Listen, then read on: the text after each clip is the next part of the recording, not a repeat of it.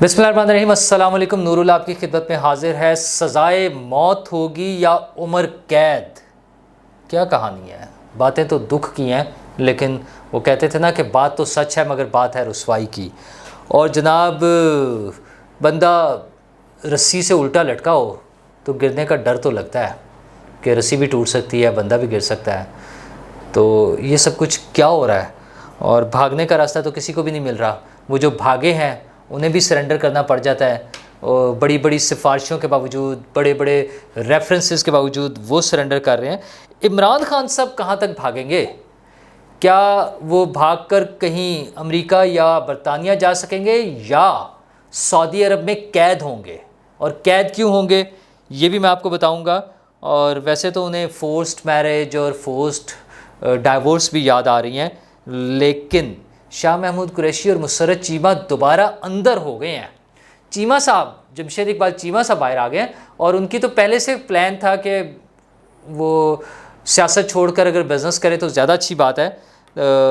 ये सारी बातें मैं आपके साथ डिस्कस करना चाह रहा हूँ। सबसे पहले इसी पर आ जाते हैं चलें कि शाह महमूद कुरैशी साहब और मुसर्रत चीमा साहिबा जब जेल से बाहर आए हैं, शाह महमूद कुरैशी साहब ने तो बाहर आके कहा कि मैं इमरान खान के साथ हूँ, और जैसे उन्होंने शुरू किया और उसके बाद वो फिर वापस चले गए। केसेस इतने सारे हैं।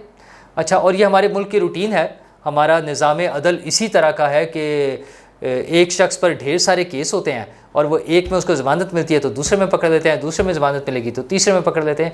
वो सबको ब्लैंकेट रिलीफ तो नहीं मिलता ना, जैसे खान साहब को मिला था। खान साहब तो लाडले है ना, थे भी तो क्या चीज़। वो और बात है कि वो थे, अब नहीं है, और क्या से क्या हो जाती हैं चीज़ें चंद दिनों में या चंद लम्हों में, या चलें चंद माह में कह लें, चूँकि 13 माह तो हो गए हैं हुकूमत ख़त्म हुए भी, तो वो सारी हो रही हैं। तो वो दोनों साहिबान तो वापस चले गए हैं। हाँ, जमशेद इकबाल चीमा साहब को छुट्टी मिल गई है फ़िलहाल, और वो घर आ गए हैं। उनके हवाले से मैं आपको याद कराऊँ, कुछ दिन पहले हमारे दोस्त हैं अकबर बाजवा साहब, उन्होंने ट्वीट किया था, उनसे मुलाकात के अहवाल उसमें उन्होंने बयान किया कि चीमा साहब ने बताया कि मेरी मुख्तलिफ़ कंपनीज़ में, अच्छे बड़े बिजनेसमैन हैं, काफ़ी सारी कंपनीज़ हैं उनकी एग्रीकल्चर से रिलेटेड, फार्मा वो क्या पेस्टिसाइड्स और बाकी चीज़ों में एग्रीकल्चर से रिलेटेड बेसिकली उनका बिज़नेस है। तो उन्होंने कहा कि मेरी कंपनियों से 17,000 मुलाजिम फ़ारिग हो गए हैं, और मुझे उनकी बड़ी फ़िक्र है। और मैं सोचता हूँ कि सियासत को छोड़कर कारोबार पर तवज्जो दूँ ताकि ये बेहतर हो, लोगों को रोज़गार मिले और सारे मामला चलें। बहुत पॉजिटिव सोच है चीमा साहब, प्लान करें कुछ चीज़। अच्छा, असल मसला ये कि कुछ लोग सियासत को कारोबार समझकर उसमें आते हैं, और उसमें वक्ती फ़ायदा भी होता है। कुछ लोग बहुत पैसे भी बना लेते हैं, करोड़ों अरबों की दिहाड़ियाँ भी लग जाती हैं, ये सारा कुछ होता है, लेकिन फिर उसके अपने तकाज़े हैं। वहाँ पे बैक भी करना पड़ता है, भुगतना भी पड़ता है। वो हम सारी चीज़ें देख भी रहे हैं कि कैसी हो रही हैं। असल में जो 9/11 हुआ है ना PTI का, 9 मई, उसने दुनिया बदल दी है PTI की। PTI वाले ना यूं आसमान पे उड़ रहे थे, हवाओं में थे, कई हज़ार फुट की बुलंदी पर, और वो उस 9/11 ने ऐसे धड़ाम से उन्हें नीचे गिराया, और उसके बाद वो उठ नहीं पा रहे हैं। बंदे दौड़े जा रहे हैं एक एक करके। शीरी मज़ारी साहिबा ने, मतलब दुख भी होता है देखकर, एक मेच्योर पॉलिटिकल वर्कर थी वो, और लेकिन PTI के साथ मिलकर जो वो हरकतें करती रही हैं, जो बातें करती रही हैं, जो मामलात रहे हैं, उसके बाद अब उन्होंने फ़ैसला कर लिया कि वो छोड़ देंगी सियासत को और घर बैठेंगी, और इस तरह की चीज़ आ रही है। खान साहब के बारे में भी कुछ लोगों का ख्याल ये है कि वो पाकिस्तान से बाहर चले जाएंगे। पाकिस्तान से बाहर वो कहाँ जा सकते हैं? रिजवान रज़ी साहब ने तो अपने ट्वीट में उनकी 2 ऑप्शंस ख़त्म कर दिए हैं, जिसमें इंग्लैंड और अमेरिका की बात करते हैं। वो कहते हैं चूँकि वो है ना, उनके दोस्त नकवी साहब, उनकी वजह से वो वहाँ पर नहीं जा सकते, और बाकी रह जाता है एक ऑप्शन जिसके लिए अभी सऊदी हुकूमत तैयार नहीं है, वो है सऊदी अरब। सऊदी हुकूमत अभी तैयार नहीं है, MBS नहीं उनको लेना चाह रहे, लेकिन अगर किसी वक्त पर हुकूमत ये समझे कि इमरान खान साहब को पाकिस्तान से बाहर भेजना बेहतर है, जो कि अभी फ़िलहाल ऐसा कोई सीन नहीं नज़र आ रहा, ना हुकूमत चाह रही है, ना इस्टेब्लिशमेंट चाहती। हाँ, अदालत से शायद किसी वक्त ये ख्वाहिश का इजहार हो सकता है। अब वहाँ से तो कोई भी अनफॉर्सीन, मतलब क्या कह सकते हैं, अनोखी सी फरमाइश भी आ सकती है ना। जैसे अगर पॉलिटिकल पार्टीज़ के डायलॉग की बात हो सकती है, तो इवन वहाँ से ये सजेशन भी आ सकती है कि इमरान खान साहब को बाहर भेज दें। कुछ भी हो सकता है अदालत से, वो तो बिल्कुल एक डिफरेंट स्टेट में है ना, माइंड ऑफ स्टेट में, तो वहाँ से तो कुछ भी आ सकता है। पर इमरान खान साहब अगर सऊदी अरब जाते हैं तो वो बाकायदा एक कैदी के तौर पर वहाँ रहेंगे, क्योंकि ना वहाँ वो बात कर सकेंगे, ना सियासी बयान दे सकेंगे, ना वीलॉग कर सकेंगे, जैसे मैं कर लेता हूँ यहाँ पाकिस्तान में बैठ के। वो जो बयान अपना इशू करते हैं, वीलॉग ही हुआ है ना उनका, तो वो वहाँ बैठकर वीलॉग भी नहीं कर सकेंगे, वो सारा कुछ उन्हें सऊदी अरब में कैद रहना पड़ेगा। और इंग्लैंड और अमेरिका के लिए तो फ़िलहाल उनकी अहलिया मोहतरमा बुशरा बीबी भी उन्हें अलाउ नहीं कर रही हैं, लेकिन वो थक गए हैं। वो कप्तान जो एक दिन में 6-6, 7-7 जलसे और एक्टिविटीज़ में हिस्सा लेता था, आज 2 एक्टिविटीज़ की हैं उन्होंने, और वो क्या थी, एक नैब की पेशी थी और एक एहतसाब अदालत की पेशी। बुशरा बीबी साथ थी, एक जगह पर वो गाड़ी में बैठी रही, दूसरी जगह साथ पहुंच गई थी, जहाँ पता चला उन्होंने जॉगर्स भी पहने हुए थे। गाड़ी में बैठ के भी सुना उन्होंने काफ़ी वो कुछ अमलियात वगैरह किए जिस उन्हें महफूज रखने के लिए। खैर वो एक अलग इशू है, वो करते रहें, अगर उन्हें समझते हैं आता है कि उनसे उन्हें इसका कोई फ़ायदा हो सकता है तो वो कर लें। लेकिन खान साहब थक गए। वो जब वापस पहुँचे हैं ज़मान पार्क, वो जो वीडियो है उसमें उनका जो चाल ढाल है, जिस मुश्किल से वो कदम उठा रहे हैं, चल रहे हैं, वो लगता है कप्तान बूढ़ा हो गया है। वैसे भी उनके वकील कहते हैं ना कि 71 साल का बाबा, 71 साल 71 ईयर्स का बाबा जो है वो कैसे इतनी सारी पेशियाँ रोज़ एक ही दिन में भुगते हैं। तो ये सारी चीज़ें उनकी चल रही हैं और उन्हें फोर्स्ड मैरिज और फोर्स्ड डाइवोर्स भी याद आ रही है। अच्छा, कुछ लोग उस पर वो श्री मज़ारी की डिपार्चर पर उन्होंने बात की है, और भी बहुत सारे लोग जाएंगे। अभी तो पार्टी शुरू हुई है खान साहब। हाँ, खान साहब को लगता है कि उनकी पार्टी, जिसको वो पार्टी समझते हैं, पॉलिटिकल पार्टी, वो ख़त्म हो रही है, लेकिन असल पार्टी तो खान साहब अभी शुरू हुई है। अभी तो आगे बड़ा टाइम पड़ा है, बड़ी चीज़ें पड़ी हैं, बहुत चीज़ें आपने देखनी है। ये एक दिन के लिए ले गए रेस्ट हाउस में रखना, सुबह मर्सिडीज़ गाड़ी में बिठा कर ले आना, ये कुछ नहीं है अभी तो वो चीज़ें आनी है। अपने दोस्तों से पूछ लें क्या कुछ हो जाता है जिन लोगों ने भुगता हुआ है। तो फोर्स्ड मैरिज और फोर्स्ड डाइवोर्स का जब उन्होंने बात की है तो लोग उसका ये उन्होंने अपने ट्वीट में की हुई है, फोर्स्ड मैरिज और फोर्स्ड डाइवोर्स जो है ना। लेकिन फिर लोग उनका मजाक भी कर रहे हैं कि खान साहब ने, चूँकि खुद माशाल्लाह शादियाँ और तलाक़ें उनकी काफ़ी सारी वो मामला चलते रहते हैं, तो इस वजह से शायद उनके जहन पर ये सवार है। बहरहाल खान साहब ये तो अब चलता रहेगा मामला इसी तरह से, लेकिन मसला ये है कि मैं आपको अच्छा फ़िल्म, ये ड्रामा कह लें, इसको फ़िल्म कह लें, जो भी कह लें, तो मुझे फ़िल्में देखने का बहुत कम मौका मिला है या शौक़ ज़्यादा नहीं है, और मैं अमूमन वही फ़िल्में दोबारा देख रहा होता हूँ जो मैंने पहले से देखी होती हैं। वो एक फ़िल्म की स्टोरी मैं आपको सुनाता हूँ कि एक साहब ऐसे रस्से से उन्हें उल्टा लटकाया हुआ था और वो चीखे मार रहे थे और वो कह रहे थे, ओ यार ये टूट जाएगी। पंजाबी बहुत अच्छी बोलते थे वो, तो ए रस्सा टूट जाएगा, तो अल्लाह दी कसमें माफ़ कर दो। तो और वो जिंदाबाद जिंदाबाद के नारे लगा रहे थे, और उन लोगों को जिंदाबाद के नारे लगा रहे थे जिनके वो बड़ा ख़िलाफ़ जो है ना बड़े खुल के बयान देते थे। तो अब वो उनके जिंदाबाद के नारे लगा रहे थे। अच्छा, फिर वो आ भी गए, फिर वो मेरे ख्याल में रस्सा खोल दिया गया होगा, उतार लिया गया होगा। मुझे फ़िल्म अभी याद नहीं आ रही। ये फ़िल्में हो सकता है हमारे सामने कुछ अरसे में वो दोबारा दोहराई जाए, नाम कुछ हो जाए तो हमें याद आ जाए। मैंने फ़िल्में थोड़ी सी देखी हुई हैं, मसलन 3 इडियट्स मैंने कई मरतबा देखी है। अच्छा, अब 3 इडियट्स जो है ना वो इस सिचुएशन से इसलिए मैच नहीं करती कि वो नंबर बहुत ज़्यादा बढ़ गया है। वो 3 अगर होते तो फिर मैं 3 इडियट्स भी याद कर लेता। अ ब्यूटीफुल माइंड बड़ी खूबसूरत सी फिल्म है, वो लफ्ज़ ही उसमें ब्यूटीफुल है तो वो खूबसूरत तो होगी, लेकिन उसमें एक शख्स जो एक जहनी बीमारी का शिकार है उस पर वो फिल्म बनी हुई है। अच्छा, वो फिल्म भी अगर हम देखें तो हमें अपने माहौल से कुछ चीज़ें मिलती जुलती नज़र आ जाती हैं। फिल्में तो और भी बहुत सारी हैं, लेकिन उनका क्या करना। मैं आपको बताऊं कि उस दिन जो है ना फवाद चौधरी साहब वहाँ से भागे थे। जब वो पुलिस ने उन्हें पकड़ने की कोशिश की ना तो बड़ा भागे वहाँ से, और भागकर वो गिरते पड़ते बाकायदा पुलिस ने ऐसे पकड़ने की कोशिश की और वो यूँ जैसे मछली निकल जाती है ना हाथ से स्लिप होती हुई, इस तरह से वो निकल गए और अब वो पार्टी तब्दील करने लगे हैं। मेरी इतला के मुताबिक, मैं आपसे पिछले 2 दिन से बात कर रहा हूँ कि एक नई पार्टी बनने लगी है और मुमकिना तौर पर वो इसी हफ्ते में उसका ऐलान हो जाएगा। फवाद चौधरी साहब को चूँकि किसी दूसरी पार्टी में फौरी तौर पर मौका नहीं मिल रहा है, ना नून लीग में ना पीपल्स पार्टी में, तो काफ़ी इम्कान यह है कि वो जो नई पार्टी जो मुझे भी लग रहा है कि बनने वाली है, उस पार्टी में, उस सेटअप में वो अगले 4-5 दिन में वो आ जाएंगे।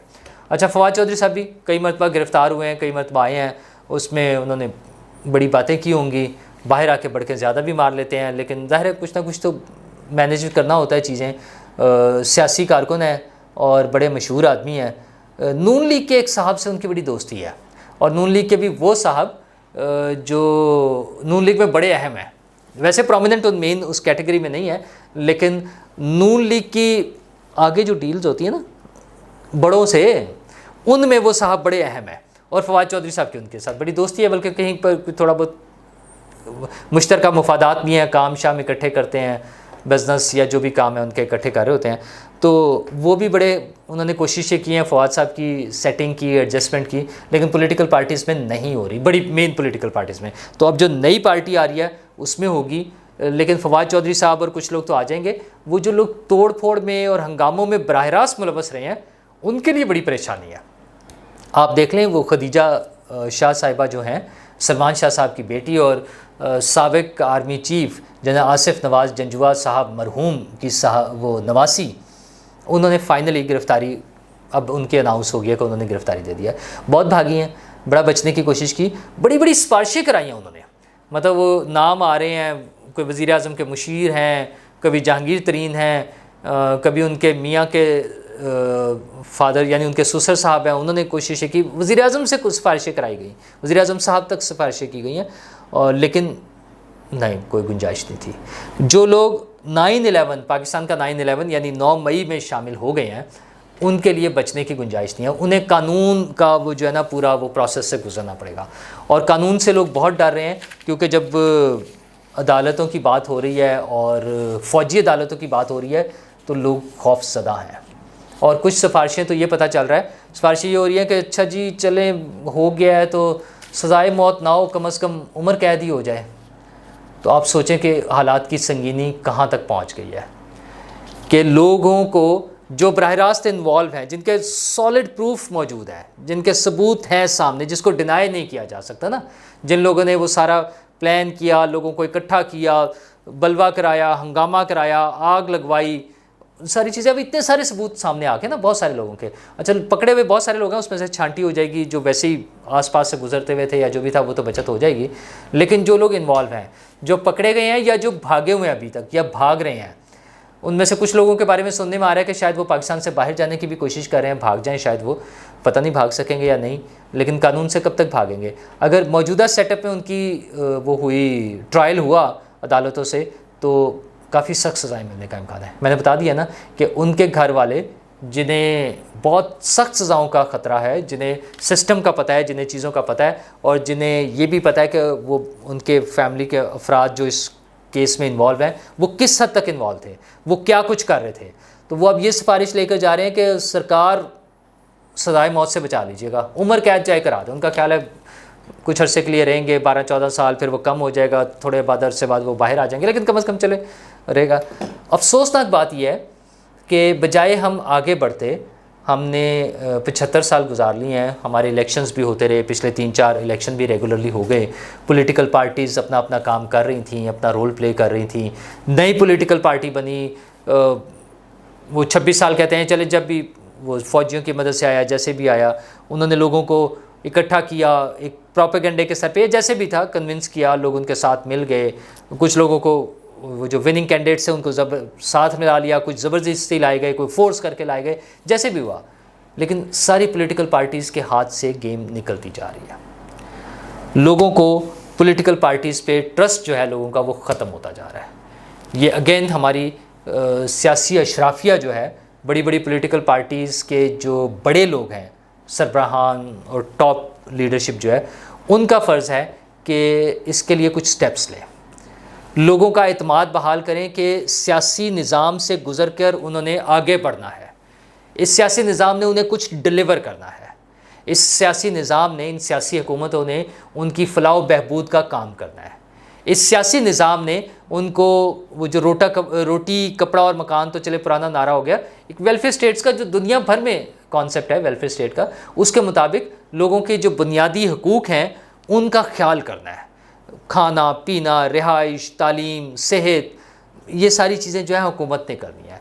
तो हमारी सियासी अशराफिया का भी ज़िम्मेदारी है कि वो इस हवाले से काम करे ताकि लोगों का सियासी निज़ाम पर एतमाद बरकरार रहे और हम किसी अनारकी की तरफ जाने की बजाय पुरअमन तरीके से आगे चलें। मतलब जो मौजूदा हालात हैं उसमें भी तमाम तर प्रेशर, तमाम तर खौफ और तमाम तर इस जो पोजीशन है, इस सारे के बावजूद खुदा ना खास्ता कहीं कोई एक चीज़ ऐसी स्पार्क कर सकती है कि जो सारे निज़ाम को उलट कर रख दे। ठीक है, अभी भी उल्टा गया है। एक दफ़ा 9/11 ने सब कुछ उलट दिया। 9 मई हमारा 9/11, मैं बार बार कह देता हूँ, हमारा 9 मई जो है वो असल में 9/11 ही है, उससे सब कुछ उलट दिया। लेकिन फिर दोबारा और एक मरतबा खामोशी छा गई है, कोई चू नहीं कर रहा, आवाज़ नहीं कर रही। लेकिन एहतियात की ज़रूरत यह है कि कोई ऐसी हरकत ना हो जाए जो ऐसी स्पार्क करे। कोई एक छोटी सी चिंगारी होती है जो इस तरह भड़कती है और आग लग जाती है। तो हुकूमत अपनी ज़िम्मेदारियों का भी एहसास करे, सज़ा भी देनी है लोगों को, जज़ा भी देनी होती है निज़ाम ने, अदालत ने, सिस्टम ने, लेकिन ओवरऑल चीज़ों का ख्याल करें, कानून के मुताबिक चलें, लोगों की आसानियों के लिए काम करें। ये सारी सी चीज़ें चलती रहनी है।